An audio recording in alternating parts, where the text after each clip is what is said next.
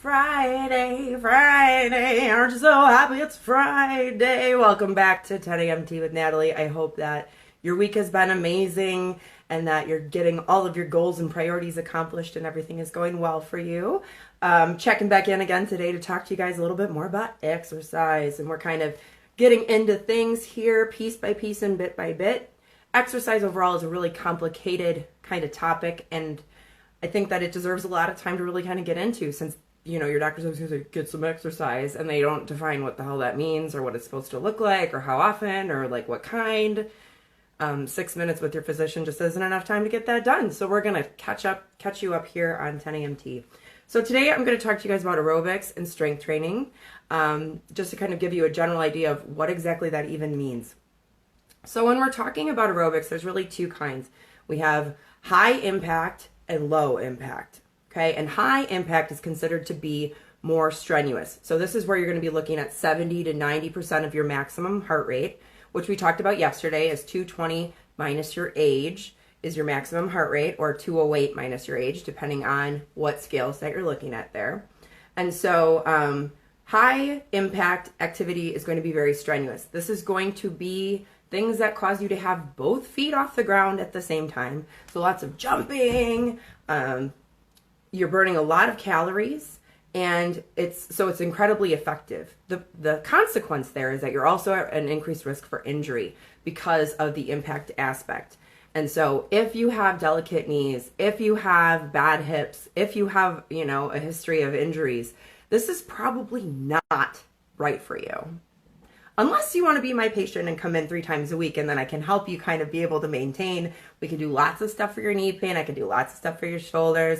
I can help you with the muscle tension and all that stuff. But really, the best case scenario is just to be able to take care of yourself and to not push your body beyond what it's actually capable of doing. Okay? So high impact activity is something that you're not going to want to do exclusively either. This is something that you have to kind of integrate with low impact.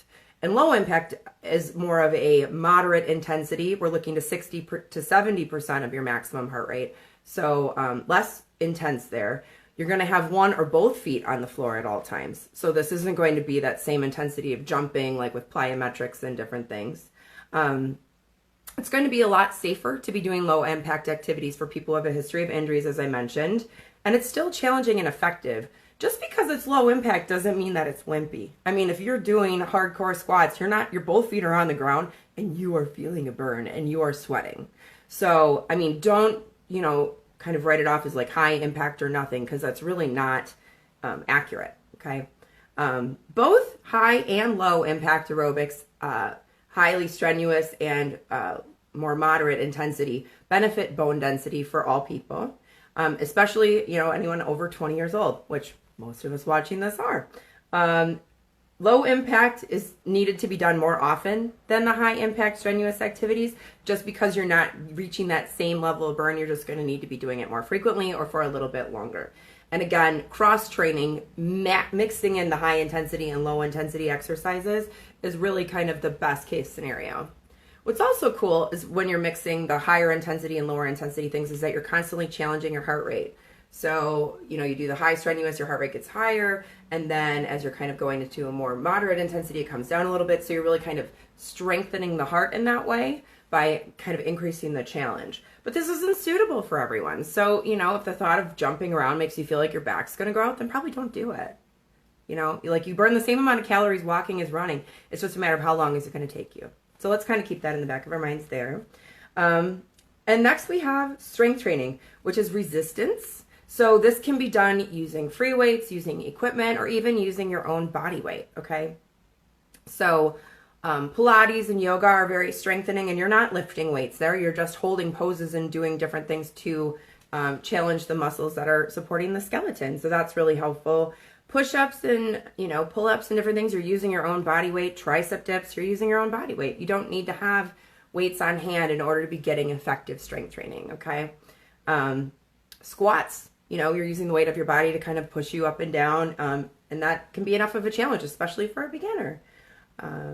So Keeping in mind, resistance training is something that's going to be really helpful for supporting your metabolism. Muscles are high maintenance tissues, and so it requires a lot of energy for your body to be able to just maintain them at the size and strength that they are. So having a lot of muscle tone will increase your metabolism and help keep your weight more even. All right, so it's really important to be including aerobics and strength training together to really get the maximum calorie burn and maximum metabolism benefit there. Let's see if I have any other notes. You're also going to be, of course, boosting your self-confidence and your self-esteem. Exercise works in that way in a couple of different aspects. First, when you're doing the exercising, your endogenous endorphins are being released, so that's going to increase your mood and sense of well-being.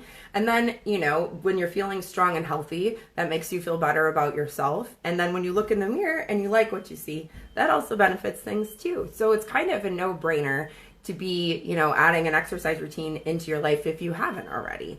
So I hope that was helpful.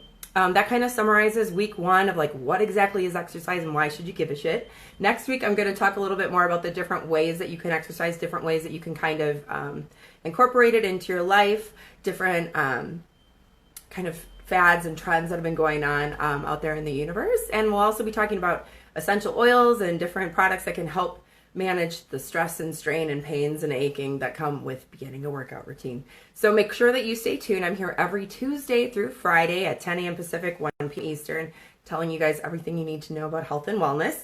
On Mondays, I send out a newsletter, which will give you the weekly summary of the last week's 10 a.m. tea topics. So if you haven't, make sure you sign up on the left-hand side of the Facebook page here for the newsletter. It says newsletter sign up. Just pop your information in, and I'll make sure that you are on the newsletter list so that you don't miss anything. So have a glass of water, have an awesome weekend, and check back in again on Tuesday for 10 a.m. tea with Natalie. Have an awesome weekend, and I'll see you soon.